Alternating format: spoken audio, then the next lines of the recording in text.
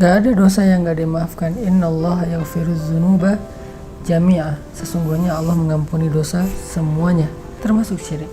Syirik itu baru gak dimaafin kalau seseorang meninggal dalam keadaan musyrik. Tapi kalau dia belum meninggal dan bertaubat, mau syirik, mau meragukan Allah, mau dia durhaka ke Allah dengan menuduh Allah dengan tuduhan-tuduhan yang gak benar, semuanya asal dia bilang astaghfirullahalazim, Rabbi zalamtu nafsi faghfirli. Ya Allah, saya sudah menzalimi diri saya sendiri, maafinlah saya, ampunilah dosa saya. Allah ghafurun rahim. Allah Maha Pengampun lagi Maha Penyayang. Itu dalilnya bahwa Allah pasti maafin. Allah ghafurur rahim, Maha Pengampun lagi Maha Penyayang. Gak ada yang gak dimaafin. Gimana pun masa lalunya. Ustaz, saya di masa lalu itu jahat banget. Bukan itu intinya. Mau taubat gak? Kalau mau taubat, cara taubat dengan Allah itu sederhana. Allah tuh gak ribet. Cukup menyesali, bilang Allah maafin saya dengan bahasa kita boleh, dengan bahasa Arab Rabbi zalamtu nafsi faghfirli boleh, atau Rabbi firli wali walidayya boleh, apapun yang kita hafal Allah hapuskan. Segampang itu Ustaz, segampang itu. Terus kalau kita ulangin, itu masalahnya. Masalahnya itu bukan di Allah, masalahnya di kita. Kita benar nggak mau taubat?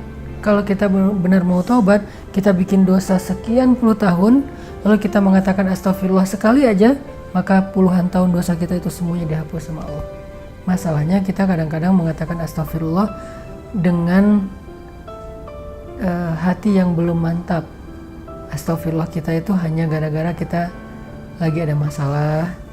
Astagfirullah kita itu hanya sepintas aja, terus nggak dilanjutin dalam amal-amal soleh. Akhirnya taubat kita belum nasuha, belum sempurna. Kalau kayak gitu, Allah nunggu sampai taubat kita benar. Astagfirullahaladzim, udah Allah hapuskan, diulangi lagi. Ya Allah, ya udah Allah tunggu sampai kita benar-benar ninggalin dosa itu, nggak ngulangin lagi, dan meninggal dalam keadaan sudah meninggalkan dosa tersebut. Itu kan dilihat akhirnya ya. Makanya kalau kita belum berhasil, coba lagi aja. Coba lagi selama masih dikasih nyawa sama Allah, kita coba lagi aja dalam proses taubat. Ya, soalnya mungkin pas ya istilahnya iman lagi ngedrop, jadi datang lagi ragunya. Jadi ya tadi ada pikiran itu selain taubat, kalau yang bab ragu itu dia juga perlu belajar mencas iman. Iman itu kalau nggak dicas, apalagi kita banyak banget ngedownload hal-hal yang nggak baik ya, yang makan kuota, makan baterai, makan pulsa iman. Jadi harus sering-sering dicas. Ngecasnya, salah satu cara mencas iman yang paling sederhana itu adalah mendengar nasihat dari orang soleh. Dengerin taklim, dengerin booster, dengerin ceramah di YouTube. Pokoknya dengerin sebanyak-banyaknya biar iman kita dicas terus. Dengarkan itu dengan respek kepada ulama.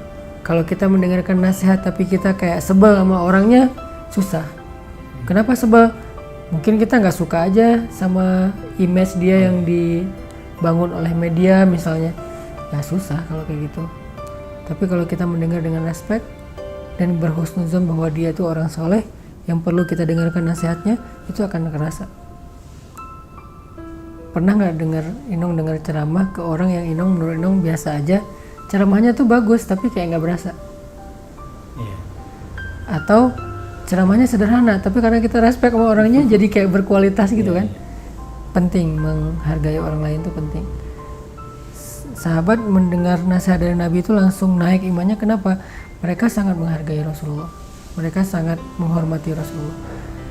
Coba kalau kita ketika mendengar nama Rasulullah itu kita langsung kayak ada rasa, wah ini bukan orang biasa nih yang disebut, yaitu sosok Rasulullah SAW. Minimal kalau mau lebih ideal sih kita bilang Sallallahu Alaihi Wasallam. Kalau orang zaman dulu itu sampai Sallallahu Alaihi Wasallam. Jadi selalu angkat tangan, dan itu nggak malu buat mereka. Kayak kita nggak malu pride dengan sesuatu yang sifatnya kehidupan anak muda.